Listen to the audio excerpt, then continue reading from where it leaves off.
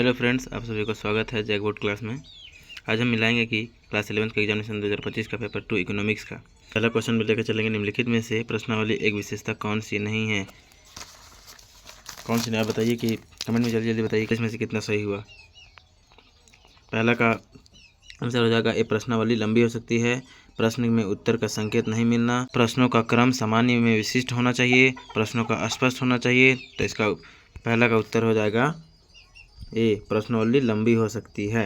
दूसरा क्वेश्चन हम देखेंगे, संख्याकी का जनक किसे कहा जाता है? संख्याकी का जनक किसे कहा जाता है? संख्याकी का जनक एडम स्मिथ को कहा जाता है। हम जल्दी जल्दी आंसर मिलाएंगे कि ज़्यादा वक्त नहीं लेना चाहते हैं।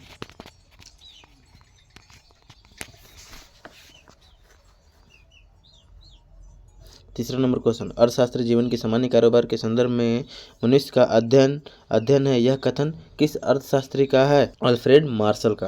किसका हो जाएगा?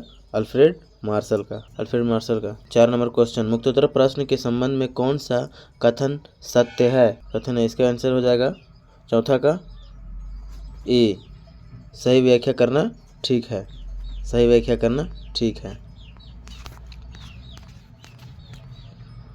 प्रश्न नंबर 5, प्रास का क्या अर्थ है? प्रास का क्या अर्थ है? अधिकतम और न्यूनतम प्रेक्षणों के बीच का अंतर। ये था 5वां का। अब में इधर उधर क्वेश्चन हो गया, कोई बात नहीं। 6ठा का, लिंग के आधार पर भारतीय जनसंख्या को पुरुष एवं महिला को 2 वर्गों में विभाजित करना निम्न में से किस वर्ग का उदाहरण है? तो इसका हो जाएगा गुणात्मक। प्रश्न नंबर ये 7 का है, किसी सारणी में शीर्षक को क्या कहा जाता है? ये 7वां का है, बी, शीर्षक। अगला क्वेश्चन 8 नंबर, आयत चित्र किस प्रकार के चर के लिए बनाए जाते हैं? आयत चित्र किस प्रकार के चर के लिए बनाए जाते हैं? ए, संतत चर।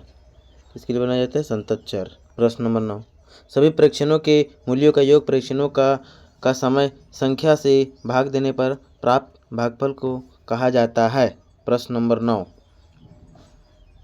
समांतर माध्य। क्या कहा जाता है? समांतर माध्य। 11 नंबर, निम्नलिखित में से कौन सा औसत दिए गए आंकड़ों को 4 बराबर भागों में विभाजित करता है? 4 भागों में विभाजित करता है। इसका आंसर हो जाएगा सही आंसर 10 नंबर क्वेश्चन, निम्नलिखित में से किस औसत का गणना करने के लिए आंकड़ों का बढ़ते क्रम में रखना अनिवार्य होता है? इसका आंसर हो जाएगा बी, माध्यिका। 12 नंबर क्वेश्चन, भारत में जनसंख्या संबंधित आंकड़ों को कौन संग्रह और अनुरक्षण करता है? इसका राइट आंसर हो जाएगा बी, सेंसस ऑफ इंडिया। अगला क्वेश्चन नंबर 13, 5, 8, 9, 4, 10, 7 तथा 6 की माध्यिका क्या होगी? माध्यिका मध्य। इसका राइट आंसर हो जाएगा सी। क्वेश्चन नंबर 14, सहसंबंध गुणांक 2 चरों के बीच में किस प्रकार का सहसंबंध संख्यात्मक मान है? इसका राइट आंसर हो जाएगा बी, रेखीय सहसंबंध। विनिवेश का उद्देश्य क्या है? क्वेश्चन नंबर 22, इसका राइट आंसर हो जाएगा आधुनिकीकरण में सहायता देना।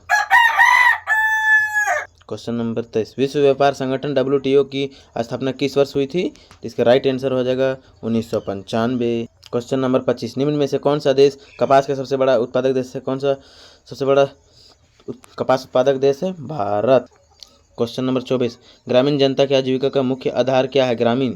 खासकर ग्रामीण के लिए क्या है? कृषि। क्वेश्चन नंबर कितना हो जाएगा? 26, महात्मा गांधी राष्ट्रीय ग्रामीण रोजगार गारंटी अधिनियम किस वर्ष पारित हुआ था? इसका राइट आंसर हो जाएगा 2005। अगला क्वेश्चन, मानव विकास है एक साध्य निम्न में से कौन ऊर्जा का गैर परंपरागत स्रोत है? तो इसका राइट आंसर हो जाएगा सौर ऊर्जा।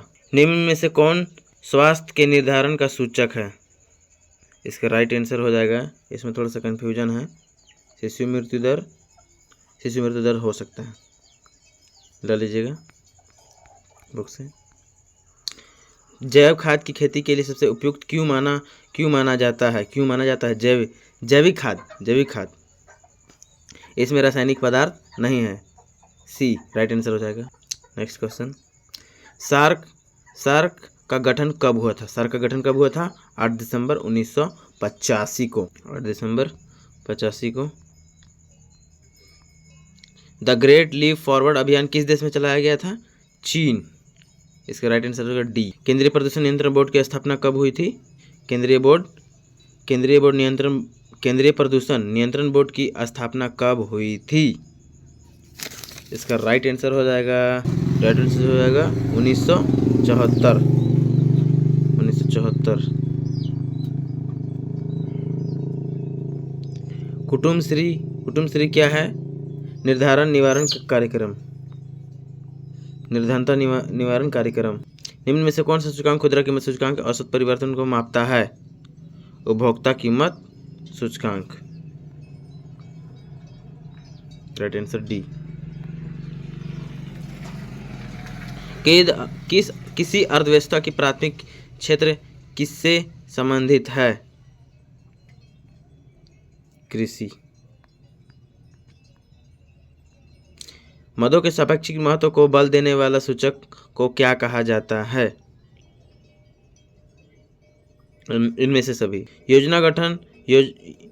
योजना आयोग का गठन किस वर्ष किया गया था? इसका राइट आंसर हो जाएगा सी 1950। भारत नई आर्थिक नीति की शुरुआत किस वर्ष हुई थी? 1991।